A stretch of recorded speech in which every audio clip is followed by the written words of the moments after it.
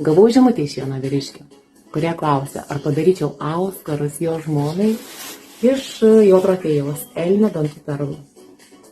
Žmonos gimtadienis neužilgo. Žinoma, kad aš padarysiu. Kaip aš nepadarysiu? Pagarba tokiam vyrui. Kiekvienam gaminiui pritaiko muziką.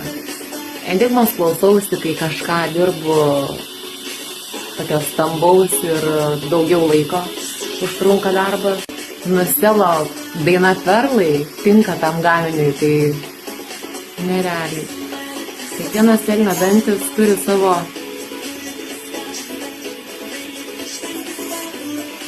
unikalumą. Pas kitus mažiau, pas kitus daugiau yra, kaip ir pas žmogų. Nervo kanalai, tai taipogi jie atsiveria, tada aš juos truputėlį kažkaip tai užtaisysiu gražiai.